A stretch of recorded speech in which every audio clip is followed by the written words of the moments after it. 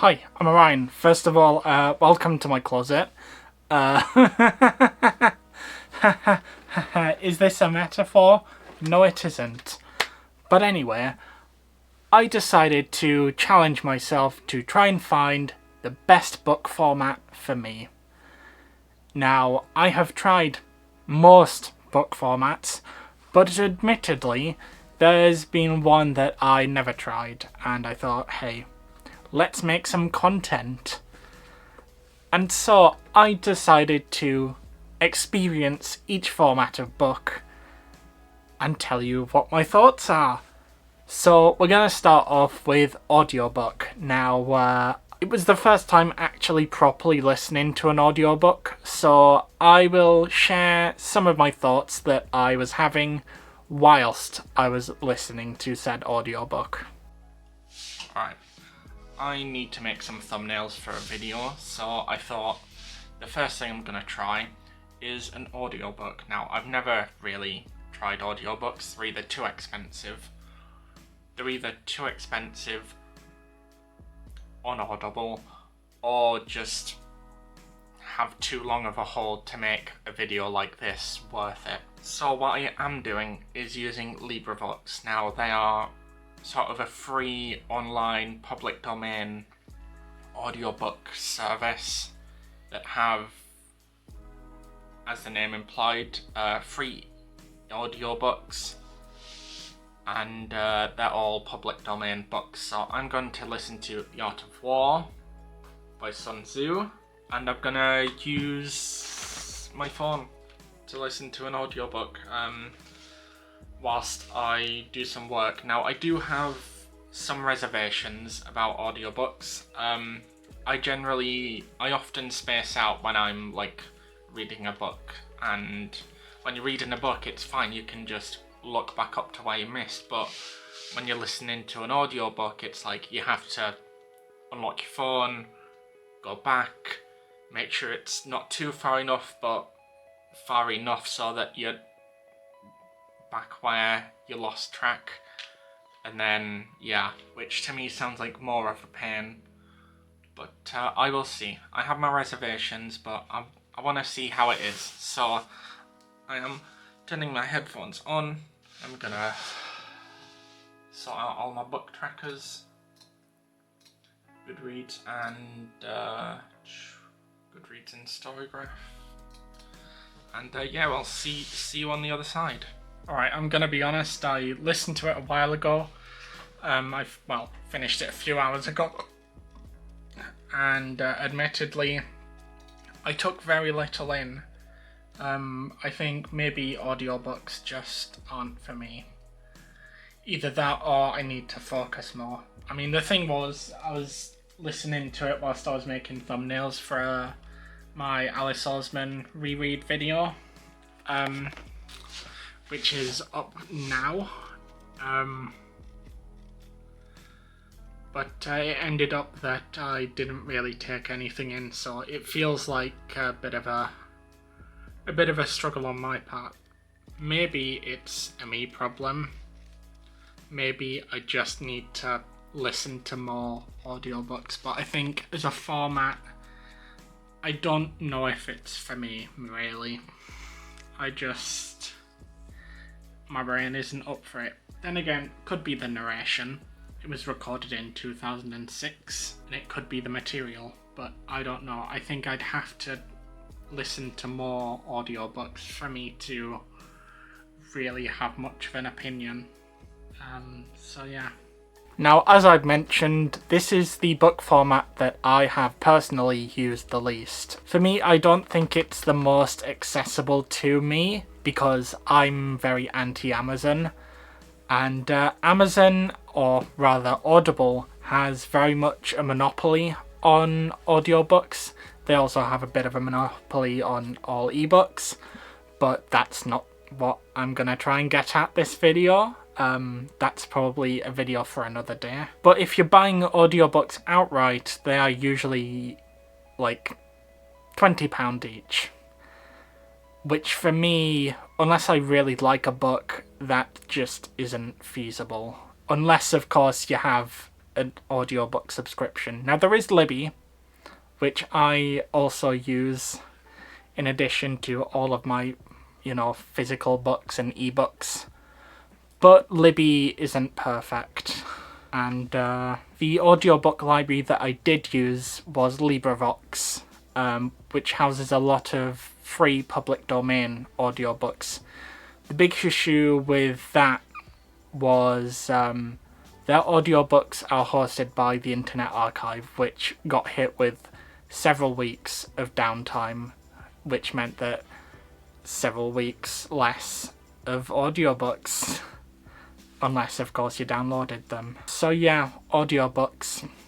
I think I'm going to explore them more once So I have Spotify, and it's student premium, and I get upgraded, or rather downgraded, to normal premium next month, which will then include more audiobooks. So maybe in the near future I'll explore audiobooks more, but unfortunately, it's not really a format that I particularly like consuming. I feel like I tend to space out a lot, and with audiobooks it's not as easy to catch back up. But yeah, so moving on to ebooks. Now, on the flip side, this is the format that I have read the most books on. I own a Kobo, which I should have actually got out for this video, but I'm not really using it at the moment. And it's the most accessible. I mean, obviously, I pay for a lot of my ebooks. Well, all of my ebooks, apart from things that I've got from bundles that I didn't know I had. I don't condone piracy, but if that's what you do and that's what you have to go through, I'm not going to judge you. You do you. That's got nothing to do with me.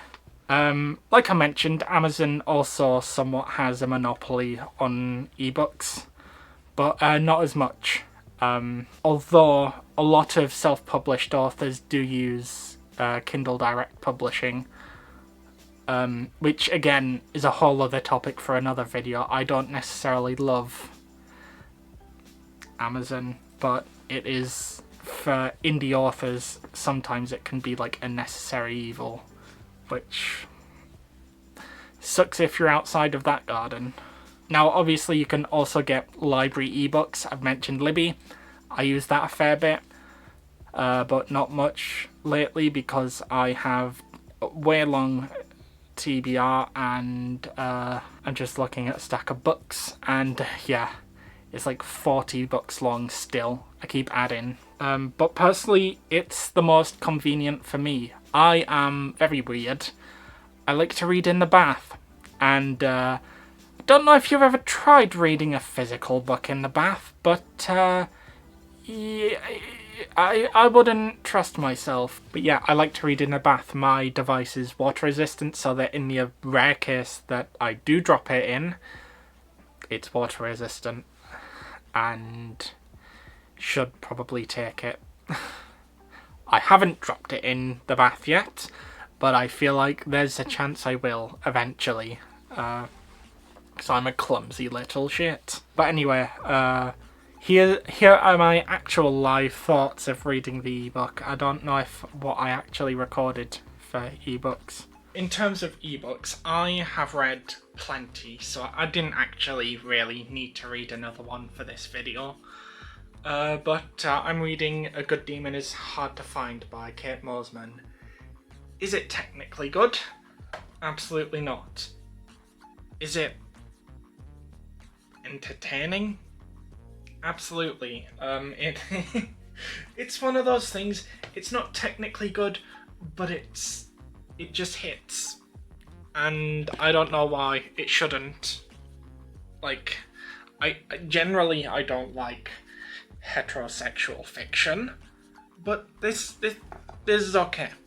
This is okay. This is manageable. I can deal with it because it's at least slightly funny, but it's all about the experience of each format, and I mean the convenience of an e-reader, or even just your phone.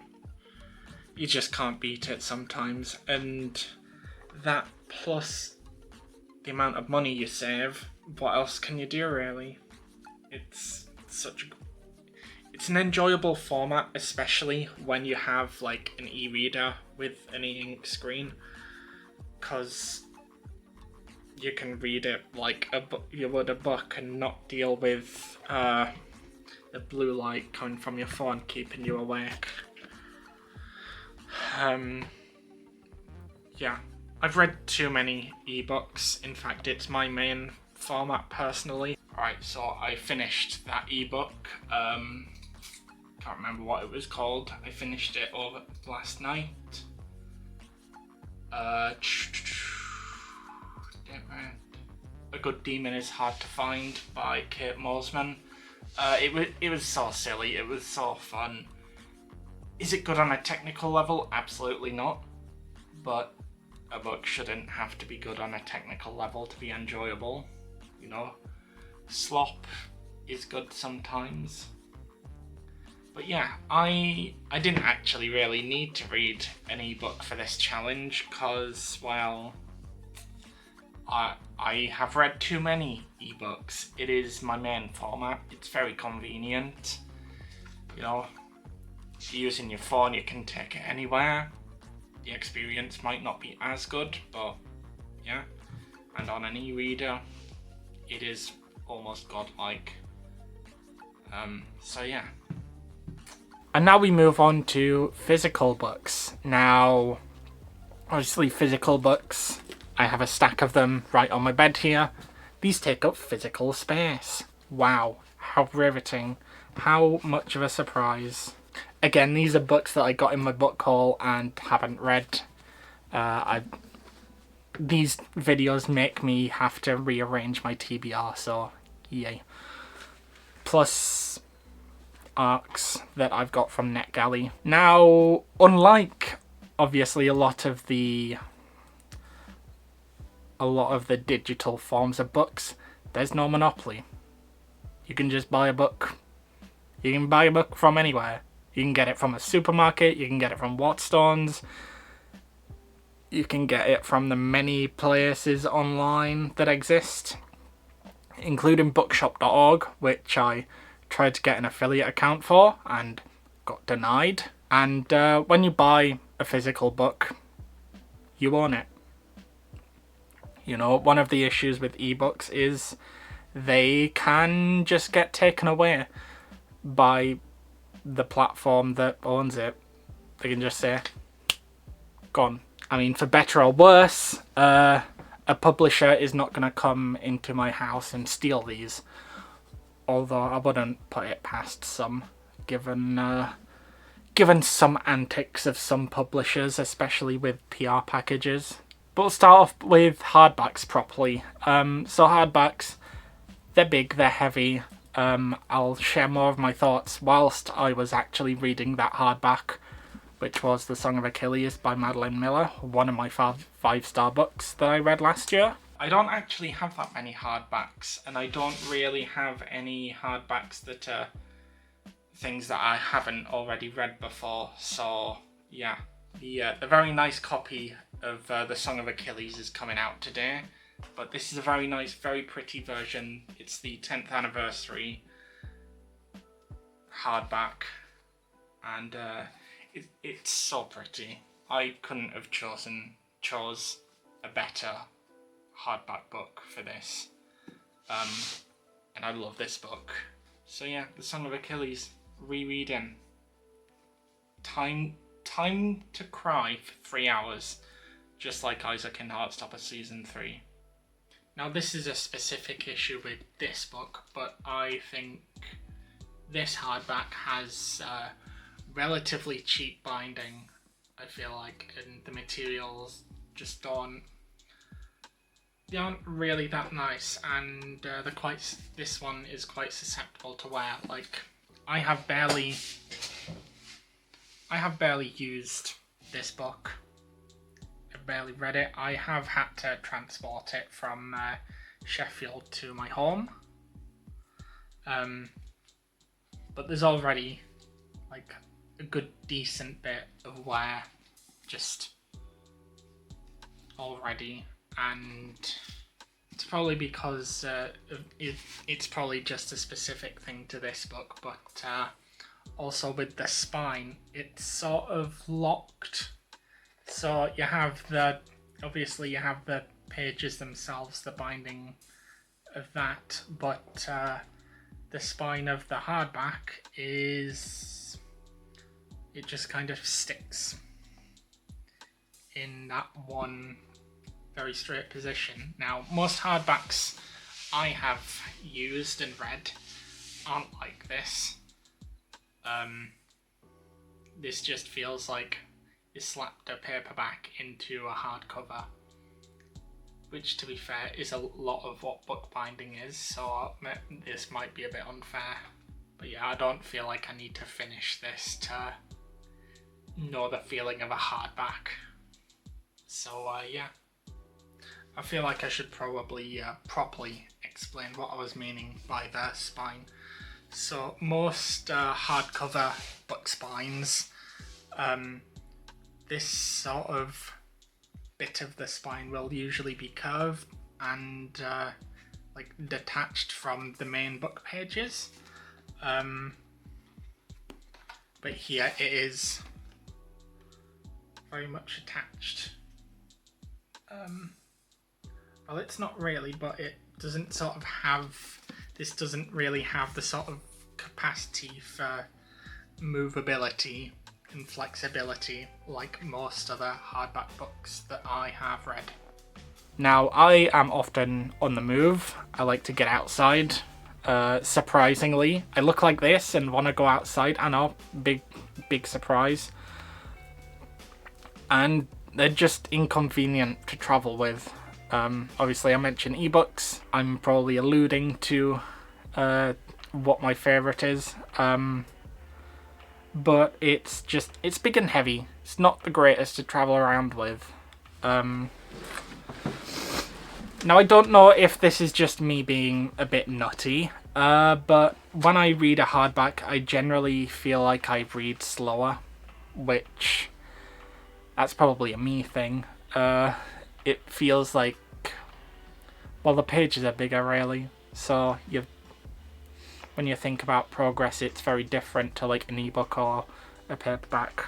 Obviously, they are way more expensive than ebooks and more expensive than paperbacks. Usually, I would get a hardback if I really like the book. So, say, The Song of Achilles, or I'm considering getting a hardback version of Babel by R.F. Kuang. And lastly, we have paperback books. I read They Both Die at the End by Adam Silvera. I could have got it out for this video, but looking at the stack of my books, it's right in the middle, and that sounds like effort to me. Now, paperback books, I'm going to use, if this gets out as an example, these are basically the standard here. I don't know if it's the standard in other countries, but these are usually the most ubiquitous kind of form of book, you know. That and our bindings in the UK, they're like really solid at times. I don't know, it differs per book. Obviously, it's priced in between ebook and hardback, so it's like £10 per ebook, at least here in the UK. But there's been some times where even these paperbacks have been cheaper than ebooks. Like, I still have these Six of Crows duology books here, £3.50 each, cheaper than the ebook separately. I had to get them. Plus the fact, if I didn't read them eventually, I think one of my mates would like come into my house and shoot me. So generally, I see these as like an in-between. Sometimes I want them, sometimes I don't. If it's cheap, I'll get it. But usually I'll just get the ebook version. And generally they're kind of smaller and lighter than hardbacks. Obviously, you can't take a lot of these with you, like the hardbacks. But yeah, Anyway, here's actually my experience of reading paperbacks. I have decided to read the shortest paperback on my TBR, and yeah, I've already shown this a couple of times in this moment, but I am reading They Both Die at the End by Adam Silvera. This isn't really about the books per se themselves, but I have read a couple of Adam Silvera's books, and I always feel like their endings sort of leave me a little bit lukewarm. So I'm heading into this feeling like I'm not really... I don't want to say I'm not looking forward to it, but I know that I definitely have sort of a definite feeling towards Silvera's work. I'm hoping, because this is the most recent one out of the collection, I'm hoping that this is the best, because if it's not, I give up with Silvera. I apologise, but I want to love his work so much. But every ending of every book that he's had so far has been like, oh, it hasn't been an actual definitive ending, it's been more of a realisation from the character, which I don't enjoy that. That's a really unsatisfying way to finish a book, in my opinion. Have it be a real happy ending, damn it. Make happy endings happy again, okay? God, I sound so insufferable. But yeah, let's start off with a paperback. Well, not start off with, end out with a paperback even. And here's a flop test. There's a respectful amount of flop, but it's not that floppy. Just something to think about. I have just finished They Both Die at the End paperback. So that is basically it for all the things that I'm gonna read in this video. Now I have to record and write up everything else in this video. Now I am listening to another audiobook, this time Howl's Moving Castle. That's not a part of this video, that's not important, so yeah. Now one thing I feel like I have neglected to mention all video is that for some of these, all except audiobooks, I have gone over to my Kobo to read bits whilst I've been outside. So this video might have been a waste of fucking time. Good God. I use my e-reader so much, and sometimes it just feels like I make more progress on that. It feels like I read better on it, probably because it's to my tastes. But I am a liar. I'm manipulating you. I use my e-reader more than you'd think. And as such, I feel like ebooks are personally still the best format for me. It has the best price to performance. Does a book have performance? And at the end of the day, I'm reading. And that's what matters, I feel like. Now, one thing I wanted to add, which I think would have pissed everyone off, but it would have been absolutely hilarious, was I was going to include the movie, because sometimes movie adaptations can be great, sometimes they can be absolutely shit. And it would have pissed people off if I included it. But I was going to. It was in the plans. But this video was already taking too long to make. So that is very much it for this video. Thank you so much for watching. I've been Orion, signing out.